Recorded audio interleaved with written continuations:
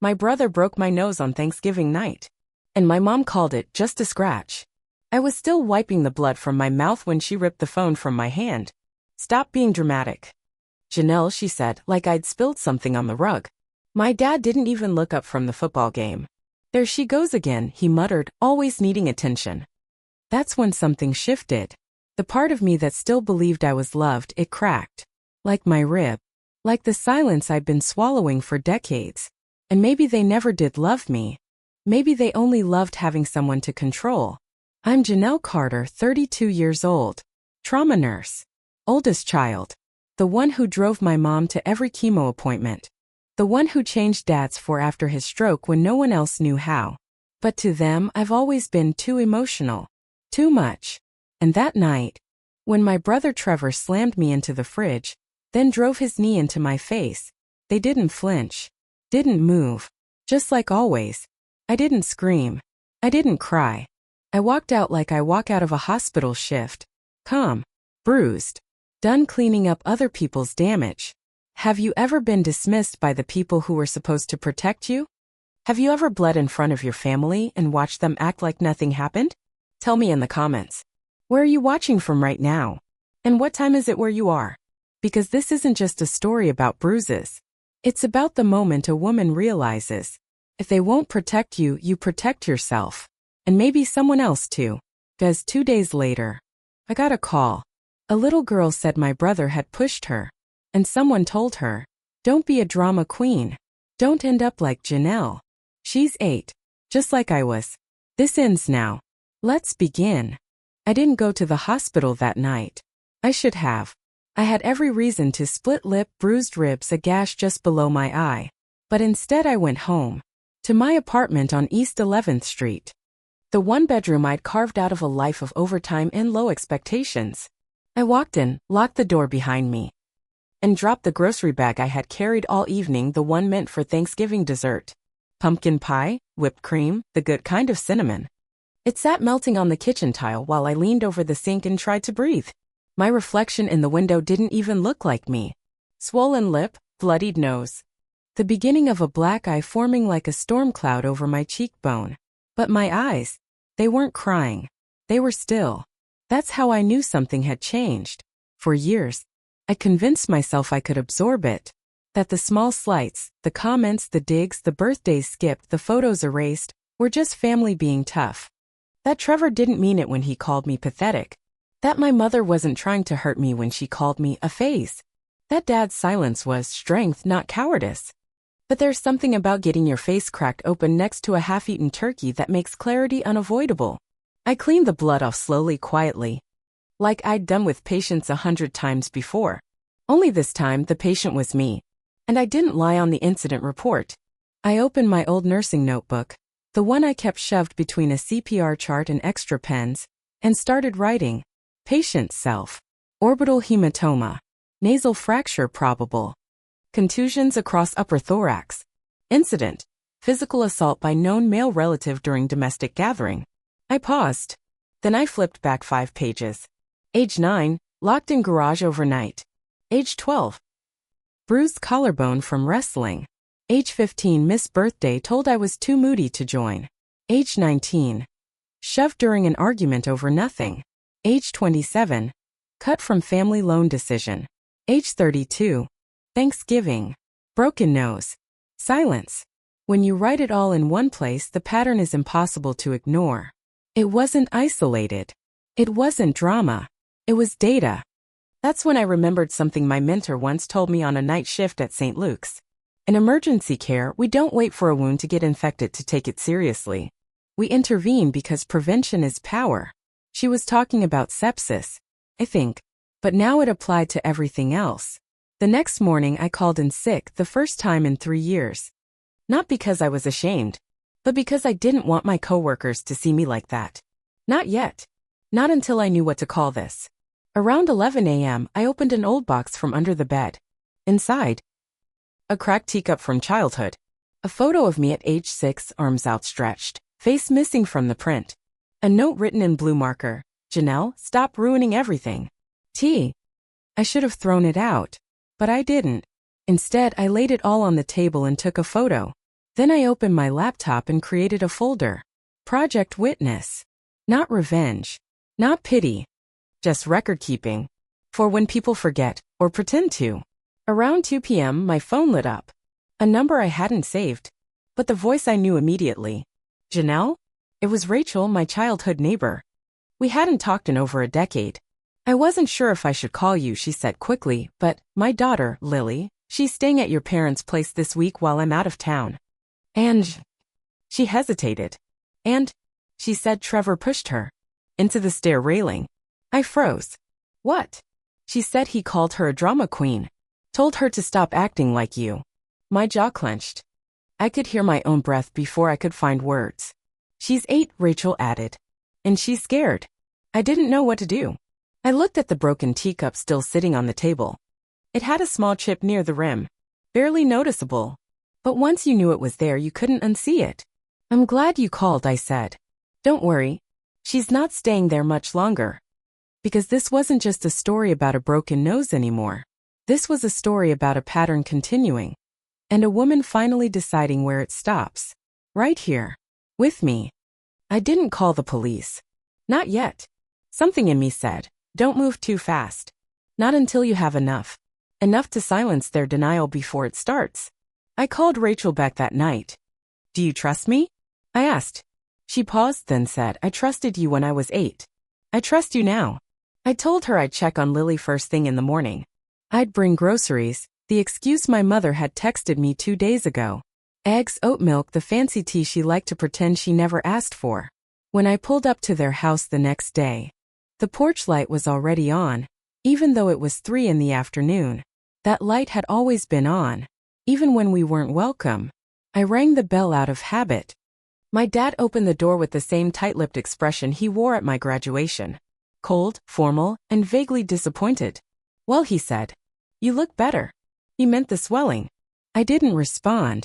I walked in slowly, letting the familiar scent of lemon cleaner and overcooked stew hit me like a wave. The air felt thick, like it was trying to suffocate the truth. Mom was in the kitchen. She glanced over her shoulder, then back to her cutting board. You got the oat milk? She asked, as if we hadn't left each other in blood and silence just days before. I set the bag on the counter a little too hard. She flinched. Good. I need to check something in the attic, I said. Some old stuff. For work. She didn't ask what kind of work. Of course not. She waved me off with a dismissive flick of the knife. Upstairs, the attic was still hot and dry, like it hadn't breathed since the last time I'd been locked up there. I climbed the creaky ladder and pulled the chain light. Dust spun in the air like the ghosts of conversations never had. I scanned the piles, Christmas bins, boxes labeled linens, and Thanksgiving china. Then I saw it.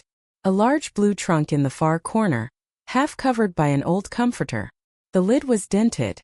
The lock was broken. It was exactly where I remembered it. I opened it slowly. Inside, a stack of photo albums, a box of VHS tapes, a bag labeled Janelle's Old Things. My stomach twisted. I flipped open the first album. Page after page, Trevor. Trevor as a baby.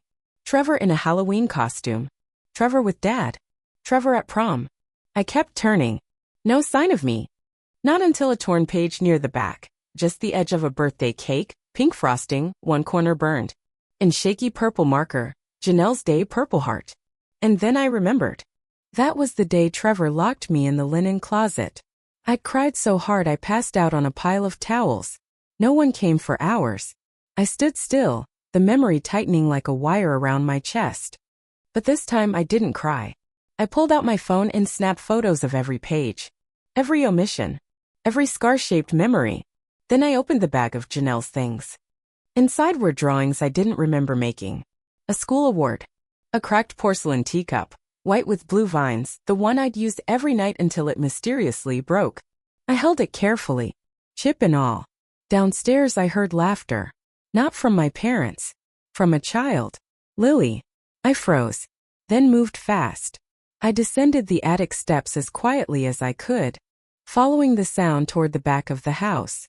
The guest room door was ajar. Inside, Lily sat cross-legged on the bed, coloring. She looked up when she saw me. Her face tightened. But not with fear. With recognition. "You're Janelle," she said. I nodded.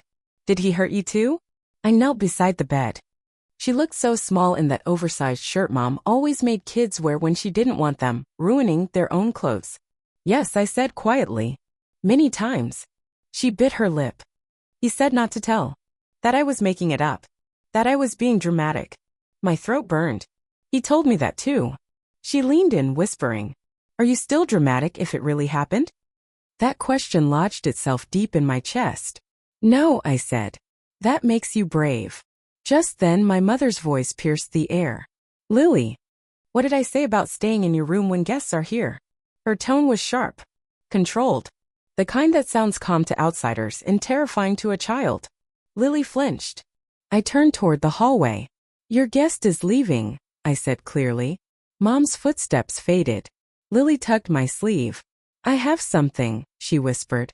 Then she reached under the pillow and handed me a small object. It was a crumpled piece of notebook paper. Inside, a drawing. A stick figure with a bruise. Another figure with red lines over the hands. "I drew this after he pushed me." I swallowed hard. I folded the drawing gently and slid it into my pocket. It wasn't just a picture. It was testimony. "You did good, Lily," I said. "You did really good." Because this time there would be no forgetting. No gaslighting. No more just a scratch. This time I had evidence. And they wouldn't see me coming. That night, I didn't sleep. I sat at my kitchen table, the attic photos spread out beside Lily's drawing. In the middle, the chipped teacup. And next to it, a flash drive.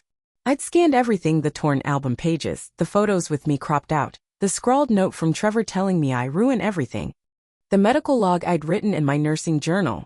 I labeled the folder, Witness_Part 1. I wasn't ready to act. Not yet. But I was ready to watch. 2 days later, my mother called. Her voice was sweet. Too sweet. "Janelle, darling, we're doing a small dinner this weekend. Nothing fancy. Just Trevor and Camille coming over. Thought it might be nice to move on. Move on. Like the past was a room we could shut the door on."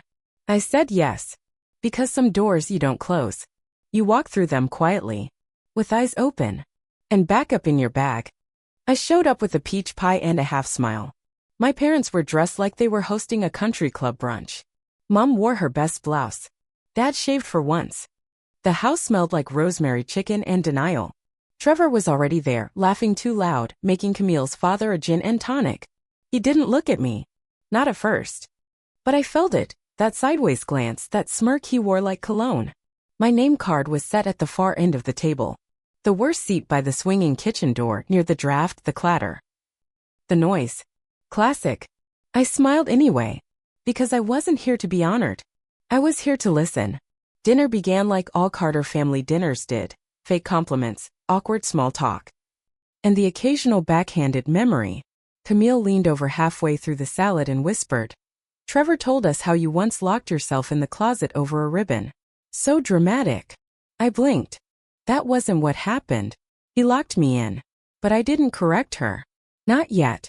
"That's Janelle," my mother chimed in, voice syrupy. Always so sensitive. She once made her father cancel poker night over a doorknob bruise. Laughter. Forks clinked. My skin burned. I counted my breaths. 3 seconds in. Hold. 3 seconds out. I kept my hands folded neatly in my lap. Until the teapot tipped. It happened fast. Trevor reached across the table, too forcefully, too careless, knocking the pot of boiling water toward me. It hit my lap. Hard. The scream tore out of me before I could catch it. The pain was instant. Like fire licked my thighs, my hips, my skin. I pushed back, chair screeching. Everyone froze. For a moment. Then my mother sighed. "That's your fault for sitting too close," she said, brushing crumbs from her sleeve. Camille chuckled nervously. Trevor gave me a look, part grin, part dare. I stumbled into the kitchen. I yanked open the freezer. Nothing but old peas and half-melted ice trays. I grabbed a dish towel, soaked it, pressed it to my leg. The sting was blinding. Tears gathered not from pain but fury. No one followed me. Of course they didn't. After 2 minutes, I walked back in. Everyone was eating again. Laughing. Like I hadn't screamed. Like I hadn't just burned. I stood behind my chair, breathing heavily. No one looked up. Then I spoke. Camille, I said. Do you know what second-degree burns look like after 3 hours? She blinked. What? Blistered skin. Fluid-filled pockets. Tissue damage. Sometimes shock. Trevor rolled his eyes. Oh, here we go. I cut him off. I just wanted to make sure you knew. Because that's what happens when someone gets scalded. Not dramatic. Not overreacting. Burned. Silence. Mom cleared her throat. Well, you've always had thin skin, dear. I took a deep breath. Pulled out my phone. Taped to the back was Lily's drawing. A digital copy sat in my cloud. Another on the flash drive. I didn't show it yet. Not here. Instead I said, I stopped by the attic the other day. My mother stiffened. I found the old albums I added. Interesting what's still there. And what's not. Dad stabbed a piece of chicken. Didn't speak. Trevor finally looked at me. Full eye contact now. But I didn't flinch. I sat down again, slow and deliberate. I placed my napkin in my lap over the wet fabric, the pain. You know. I said softly. There's a word for this. For what? My mother asked, smiling too tightly. This, I gestured. The way you erase people. The way you blame them when they bleed. The way you turn pain into performance and then punish the act. The room stayed frozen. Then Camille's father cleared his throat. Dessert? Anyone? I smiled. Sweet as the pie I didn't touch. Because this wasn't dessert. This was documentation. And dinner was almost over. I didn't touch the pie. I left it on the counter. Right next to the crystal serving spoon my mother only brought out for guests she pretended to like. That night, I walked home slower than usual. The pain in my thighs pulsed with every step. The doctor said it wasn't deep enough for hospitalization, just second degree. Blistering, yes. But manageable. The silence was worse. When I reached my apartment, I didn't collapse. I didn't cry. I opened my laptop. I uploaded the photos from the attic. I scanned Lily's drawing. I typed a list. People who watched. People who helped. People who stayed silent. The names came fast at first. Mom. Dad. Trevor. Camille. The poker friends who didn't want to get involved. My aunt who said, boys will be boys. And then, one name I hadn't thought about in years, Miss Davis. 8th grade music teacher. Purple cardigans. The only adult who had ever looked at my bruises with eyes that didn't flinch. She'd once caught me alone in the locker room, trying to pull my shirt down to hide the marks. She didn't say much. Just handed me a cold bottle of water and whispered, if you ever need to talk. I'm here. I never took her up on it. I wasn't sure she'd even remember. But some people don't forget. I found her email in an old inbox, buried, but still there. It took me 20 minutes to write 3 sentences that didn't sound like a breakdown. Subject. Something you saw. Message. Hi, Miss Davis, you probably don't remember me. But I was in your 8th grade class. I think you once saw something. I just want to ask, did you ever say anything? And if not, why? I clicked send. Didn't expect anything. But the next morning, her reply was there. Janelle, I remember you. I remember everything. I filed a report with the school counselor. But your parents came in. They denied everything. They threatened to sue. I was 24. I froze. But I still have my journal from that year. If you want to talk, I'm ready now. I stared at the screen for a long time. She had seen. I wasn't crazy. I wasn't dramatic. I was hurt. And someone finally said it out loud. We met at a diner on 4th Avenue, public, quiet, neutral. She wore a cardigan, just like always. This one was navy. When she saw me, she didn't smile right away. She just said, I'm so sorry. I nodded. She slid a manila envelope across the table. Inside, her journal from 2005. A printout of the original report. A school counselor's note with the words concerns raised, parent denial, no follow-up circled in red. It was everything. I reached for my tea, hands shaking. She placed hers on top of mine. You're not alone in this. I didn't have words. But I didn't need them. When I got home, I scanned every page. Backed it up twice. Labeled it, witness_part 2. Then I emailed it to myself, to a burner drive, and to Rachel. Just in case. By sunset, I had a folder with 3 labeled files. Pattern.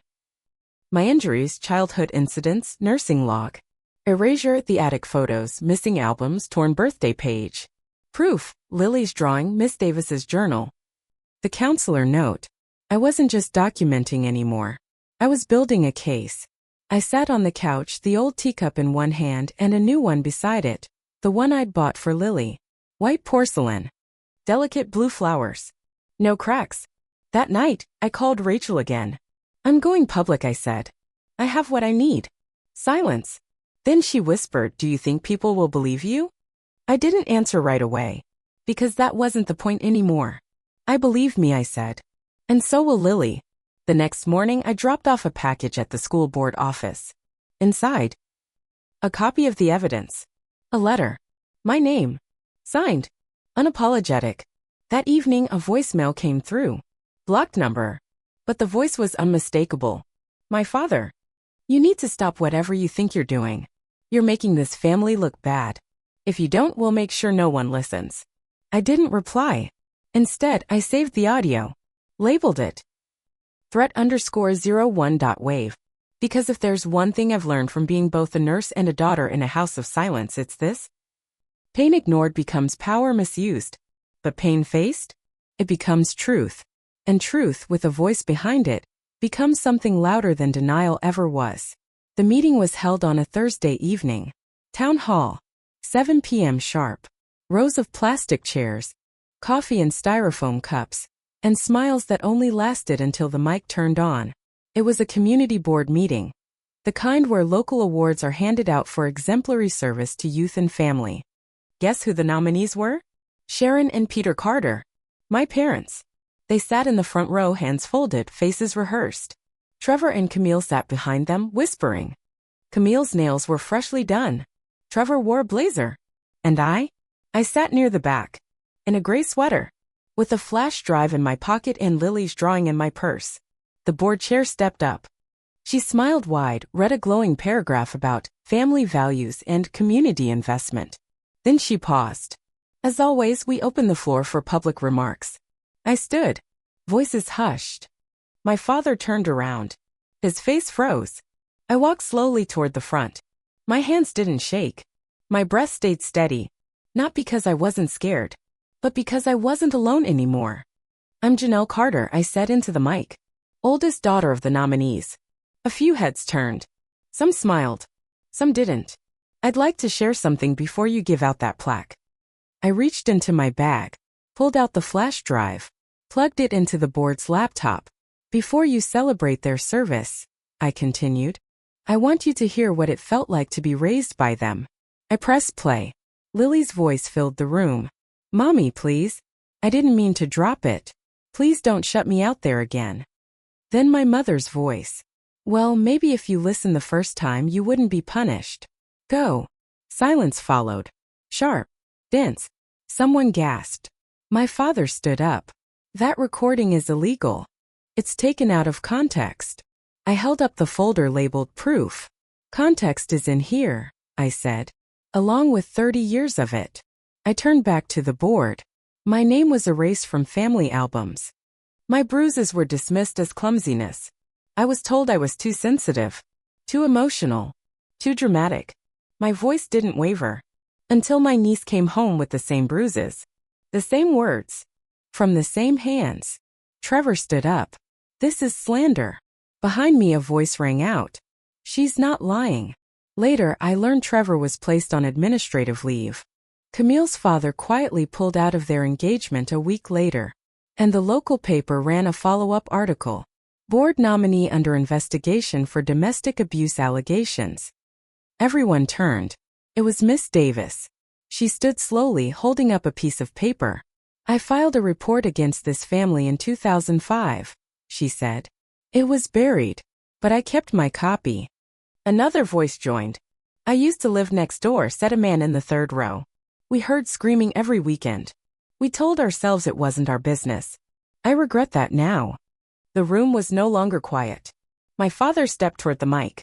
She's mentally unstable, he said, holding up a folded paper. She was institutionalized for breakdowns 3 years ago. Here's proof. He held it up like a shield. From the side of the room, a calm voice cut in. I'm the physician on that record, said Dr. Levon, rising from her seat. That file has been doctored.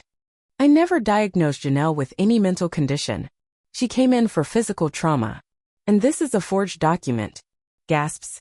My father froze. His hand dropped slowly. The chairwoman stepped forward. We'll be postponing this award pending investigation, she said, voice tight. Security walked down the aisle. Please come with us, one officer said to my parents. They didn't speak. They didn't fight. They walked down that aisle not as honorees but as people finally unmasked.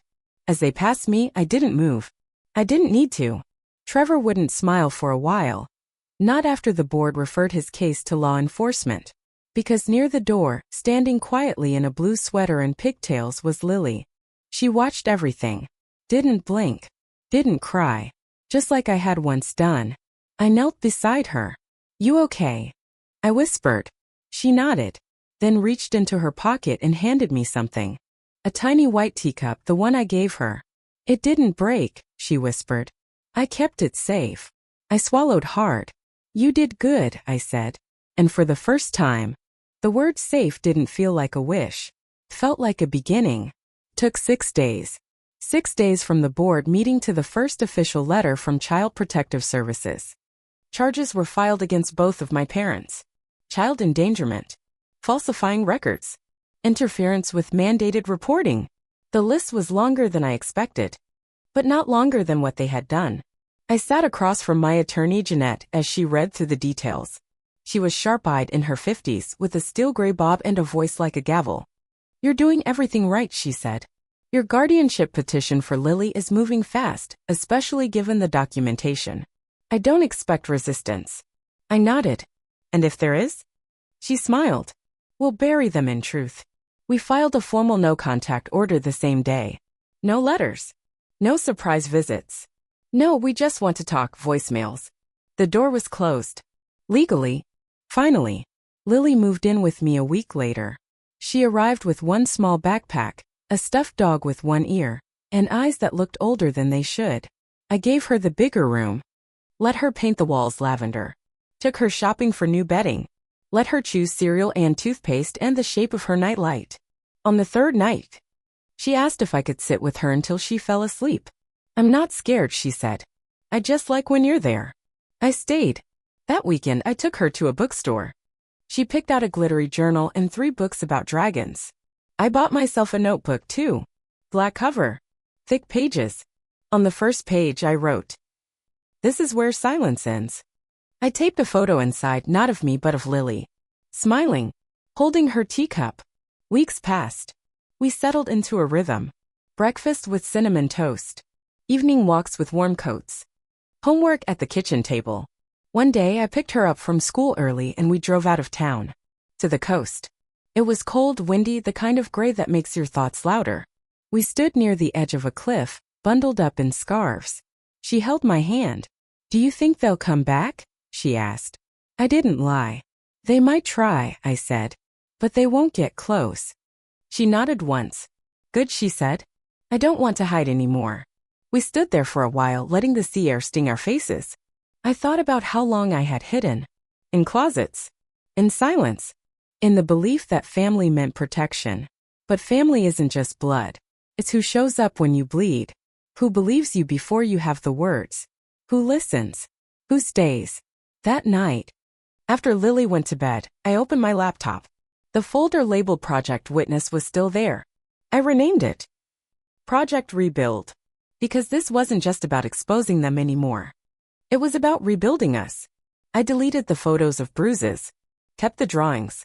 Kept Miss Davis's journal. Kept the teacup photo. Because healing isn't pretending it never happened. It's remembering and choosing differently. The next morning I wrote something in my new journal. I used to think the most dangerous thing was violence. But it's not. It's silence. Because silence makes monsters look reasonable. And it makes survivors question their sanity. And yet here we were. Alive. Together. Free. Later that week, a young reporter emailed me. She'd been at the board meeting. Said my story moved her. I know you didn't speak out for attention, she wrote. But would you consider talking to me? I think a lot of people need to hear this. I met her at a quiet coffee shop. She asked why I hadn't said anything sooner. I stirred my tea slowly. Because no one asked how I was doing, I said. They just called me dramatic. She didn't speak for a moment. Then she whispered, "That's going to stay with me." The article came out 3 days later. Headline: When silence breaks a nurse, a child, and the family that forgot them. It spread faster than I expected. Messages came in. From strangers. From other survivors. From people who had been told to stop exaggerating. Some messages were just one sentence. "You helped me remember I wasn't crazy." And that, more than any award, any courtroom win meant everything. Because for every child who sits in silence, drawing bruises with crayon, there's someone older, someone still carrying the same ache, waiting for a voice to echo theirs. I hope that voice finds them. And if it doesn't, I hope they become it. Like Lily. Like me.